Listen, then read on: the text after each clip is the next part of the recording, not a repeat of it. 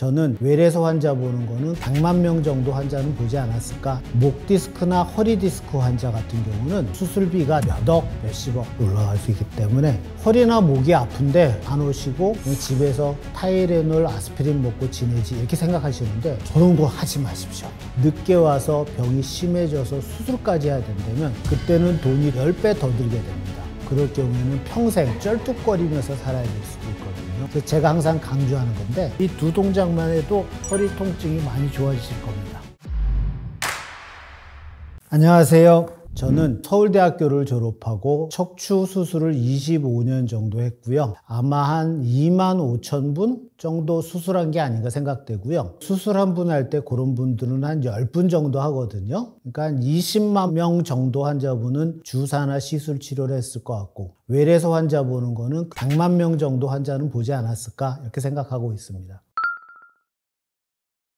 지금도 생각나는 환자분이 한 분 계신데요. 여자 스님이셨는데 목 디스크 환자였습니다. 통증이 너무 심해서 그 당시 저한테 표현하기는 목부터 손가락까지 누가 대못으로 쭉 그어 내리는 듯한 통증이다 하면서 많이 우셨는데 약, 물리, 주사 치료는 통증이 조절이 되지 않았고 수술을 받아야지만 하는 상황이었습니다. 근데 안타깝게 금요일 오후에 오셔서 수술이라는 건 항상 위험성이 있기 때문에 혹시 문제가 생겼을 때 필요에 따라서는 대학병원에도 전원을 해야 되는데 대학병원도 올수도없되기 때문에 가능한 수술은 토요일, 일요일은 안 하고 월요일 날 하게 되거든요. 그래서 그분이 토요일 밤, 일요일 밤 이틀 밤을 거의 꼬박 새시면서 우셨던 기억이 있는데 디스크가 그 정도로 심하게 아플 수 있거나 하는 기억이 지금도 나고요. 또 한 분 있는데 디스크가 되게 심하거나 구멍이 좁아진 경우에는 척수증이라고 신경에 피가 안 통해서 마비오는 할머니셨습니다. 수술 부위가 안타깝게 목에서 접근도 어렵고 뒤로도 접근이 어려워서 폐를 옆으로 제끼고 들어가야 되는 수술을 하는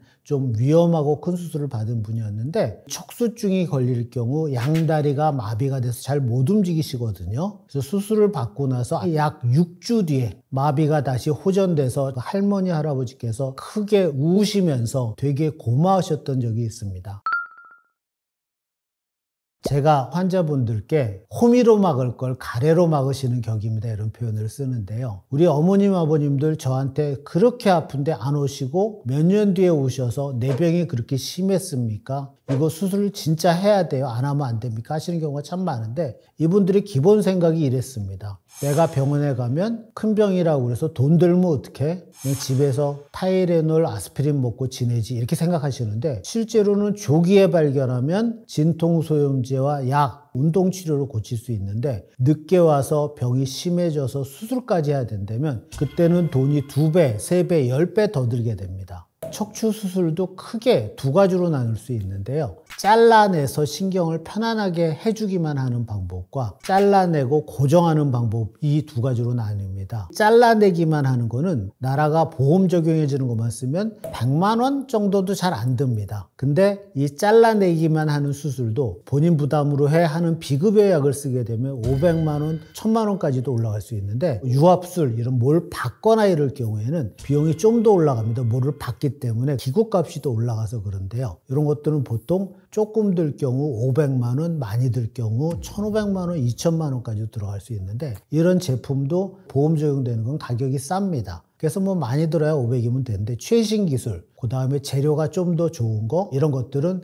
제품 가격만 800만 원, 1000만 원 그렇거든요. 그래서 수술비가 1,500만 원, 2,000만 원까지도 올라갈 수 있기 때문에 결국에는 수술을 받을 때 의사와 상의할 수뿐이 없습니다. 내가 생각하는 비용은 한 요 정도인데 원장님 이 정도로 하려면 어떻게 해야 돼요? 이렇게 얘기하시는 게 맞고요. 허리가 안 좋고 마비가 된다. 그럴 경우에는 평생 쩔뚝거리면서 살아야 될 수도 있거든요. 요즘 연봉이 그래도 몇 천만 원 이렇지 않습니까? 곱하기 10년, 20년 그러면 몇억, 몇십억 이렇게 저는 생각하고 있습니다.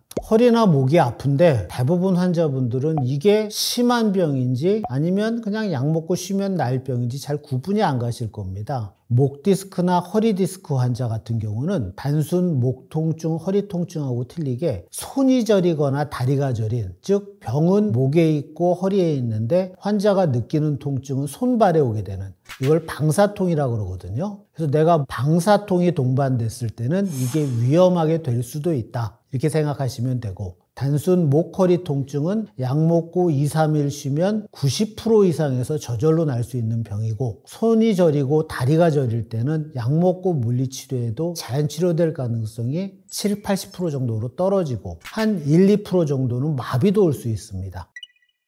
가장 큰 이유는 첫째는 노화입니다. 우리 자동차 오래 타고 다니면 타이어가 서서히 빵꾸 나는 것처럼 디스크와 관절에 노화가 와서 서서히 찢어지는 거고요. 사소한 외상에 터지면서 내부 물질이 신경을 건드려서 환자의 통증을 유발시키는데 가끔가다 예외도 있습니다. 그 예외의 대표적인 게 선천적 질환인데요. 제가 국민학교 3학년짜리를 디스크 수술한 적이 있는데 이 아이 같은 경우는 선천적으로 척추가 약하게 태어나서 늙지도 않았는데 뼈가 자라나면서 신경을 눌렀던 경우고, 또 선천적으로 뼈가 금이 가서 태어나는 분도 있습니다. 이런 분들은 20대, 30세 때 다 무너져서 신경이 눌리기도 합니다.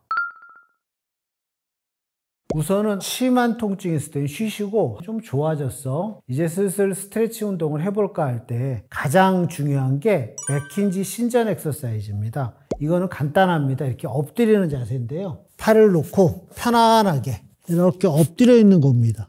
이렇게 엎드려 있는 것만으로도 허리에 도움이 되거든요. 이렇게 엎드려 있어서 조금 편해지면 팔꿈치를 대고 상체를 이렇게 들러 허리를 조금 피는 겁니다. 이거를 상체를 하프 정도 들어오는 동작으로서 맥킨지 신전 운동 중 엎드린 거 다음으로 할 수 있는 자세고, 나 여기까지는 너무 쉬워? 그러면 이제 팔을 펴서 좀 더 상체를 들어 올리는 방법이고, 이렇게 해서 받치면 허리가 완전히 뒤로 젖혀지는 게 느껴지는데, 이때 중요한 거는 가능한 배꼽이 땅에 닿는다는 느낌으로 허리는 최대한 힘을 빼서 허리가 편안하게 펴지게 하는 겁니다. 이게 맥킨지 신전 운동입니다. 이해되셨나요? 그리고 이건 충분히 됐고 다른 건 없어 하시는 분은 윌리엄 플렉션 엑서사이즈라고 그러는데요. 편하게 앉으셔서 허리를 힘을 빼고 이렇게 해주신다 생각하면 되고, 이게 힘들어 다리를 좀 구부리고 이렇게 하셔도 됩니다. 최대한 힘 빼서 허리가 앞쪽으로 굽을 수 있게 해주시면 됩니다. 이 두 동작만 해도 허리 통증이 많이 좋아지실 겁니다. 어떤 동작이든 항상 좋은 게 아니고요. 그 동작을 했는데 너무 아파. 그럼 그 동작을 아직은 하실 때가 아니거든요. 좀 더 전 단계, 더 쉬운 단계. 예를 들면 그냥 엎드려 있거나 누워만 있는 이런 자세를 취하시기도 해야 됩니다. 제일 쉬운 거는 두 발 넓히고 앞으로 이렇게 해서 손이 땅에 닿게 뒤로 젖히게, 이런 동작. 이 두 가지 더 해주시면 좋을 것 같습니다. 이렇게 서서 어깨를 최대한 뒤로, 그래서 우리 날개뼈라고 그러잖아. 거기 사이에 볼펜 하나 껴있다 이런 식죠. 그리고 두 발은 살짝 벌리고 어깨 높이로 해서 턱은 당기고, 이 자세가 바른 자세로 서 있는 거고, 실제로 이렇게 하고 있으면 힘듭니다. 그래서 정 힘들면 이렇게 짝발 이쪽으로 서 있고 이렇게 서 있고 이런 식으로 서 있으시면 됩니다. 허리가 가장 심하게 아플 때는 되게 새벽녘입니다. 그래서 어떤 분들은 자다가 아파서 깬다 이런 표현을 쓰는데요. 여러 가지 가설이 있는데 가장 흔하게 생각하는 원인은 다른 자극이 없으니까 통증이 더 심하게 느껴진다라는 가설이 제일 크고요. 두 번째는 저희가 잘 때 누워있게 되거든요. 그러면 다리 쪽에 고여있던 피가 척추 쪽으로 올라오면서 척추 주위에 혈관이 부어서 신경의 염증이 더 심해지기 때문에 환자가 통증을 더 느낀다, 이런 가설이 있습니다. 어쨌든 많은 환자분들이 자다가 또는 새벽에 특히 더 아픕니다. 이런 얘기를 많이 하십니다. 우선 내가 허리가 너무 아파. 그러면 이때는 쉬는 겁니다. 보통 하루 이틀은 쉬어야 된다 생각하고요. 저희가 쉬는 자세를 보여드리겠습니다. 예를 들어서 내가 아프면 되게 누워있는 게 좋고요. 누워있을 때 벽에를 머리에 비지 말고 무릎 밑에 놓고 이렇게 쉬는 겁니다. 이게 왜 허리에 좋냐면 다리를 이렇게 피게 되면 이 허리가 이렇게 땅바닥에서 뜨게 됩니다. 그러면 이게 더 요통을 일으키거든요. 그래서 무릎을 이렇게 굽힘으로써 허리의 요추 전만이라고 그러는데 요거를 없애주면 통증을 줄이는 겁니다. 이게 가장 좋은 자세고, 우리 이렇게 하면 또 등이 아프거든요. 그때는 옆으로 누워야 되는데 옆으로 누울 때는 다리 사이에다가 이렇게 벽에 끼고 이렇게 편히 계시면 통증이 줄어듭니다.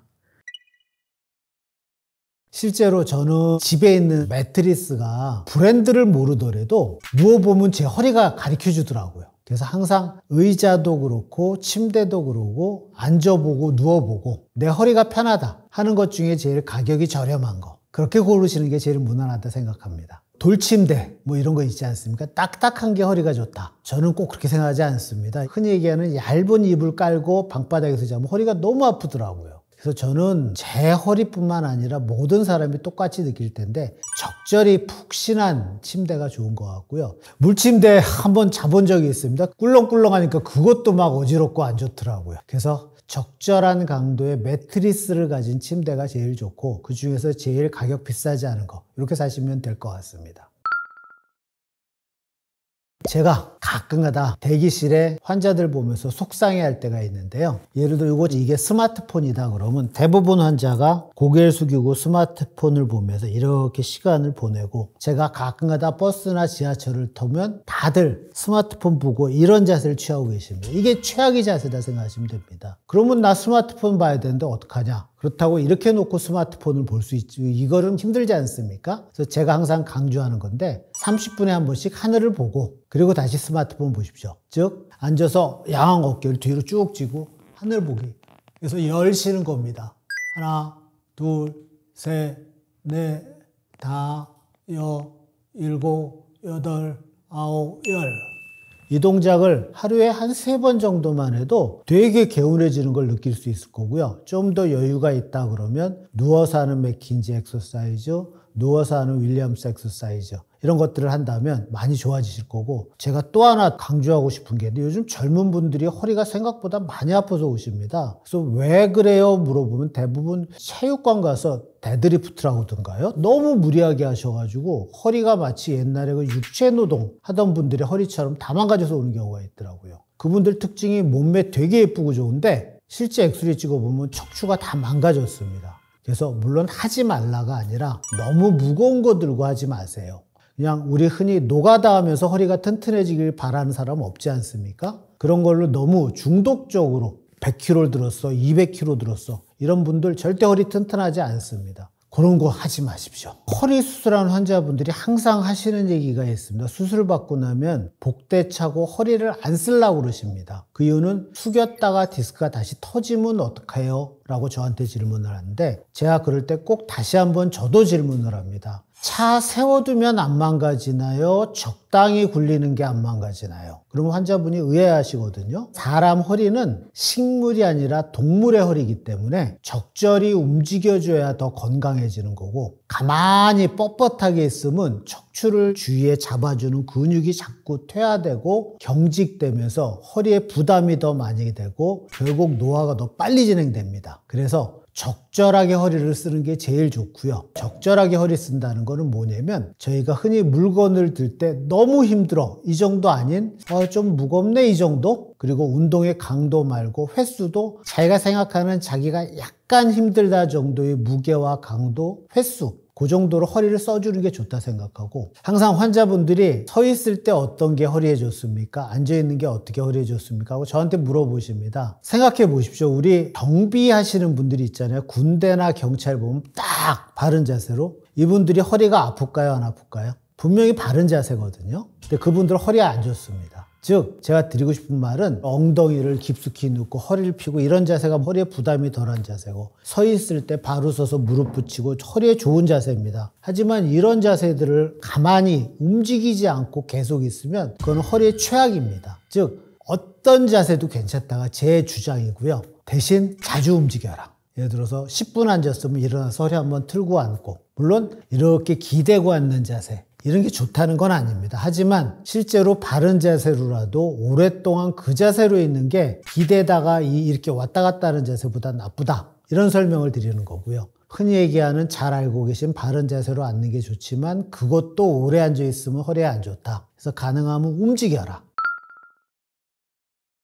저희 아버님이 지금 95세십니다. 2주 전에 제가 모시고 골프 치러 갔다 왔는데 저희 아버님 말씀을 드리면 항상 걸어 다녔기 때문에 걷는 운동을 많이 하신 게 제일 몸 관리하는 첫 번째 아니었나 하는 생각이 들고요. 두 번째는 제가 지금도 아버님이 누워있는 모습을 본 적이 없거든요. 즉 바른 자세를 취했다가 이 두 번째 이유 아닌가 싶고 소식을 하셨기 때문에 좀 마르신 체형이었습니다. 몸무게가 60kg 정도 선이셨던 것 같아요. 즉 비만이 아니었기 때문에 허리가 아직도 40대 허리 정도로 노화가 안 오셨어요. 저희 아버님이 항상 하시는 말씀이 있습니다. 내가 이건희보다 낫다. 나이 들어서 걷고 즐길 수 있는 사람과 걷지 못하고 즐기지 못하는 사람으로 나뉘는데, 이 걷고 즐기기 위해서는 제일 중요한 게 허리가 안 아파야 걷고 즐길 수 있습니다. 그래서 내가 오래 산다는 무척 중요하지만 오래 재밌게 살기 위해서는 걸을 수 있어야 되고, 걷기 위해서는 허리를 잘 관리해서 내가 죽는 그날까지 허리를 잘 쓰고 통증이 심하지 않아서 일상생활에 지장하지 않게 젊어서 20, 30대부터 관리한다. 이렇게 생각하시면 됩니다.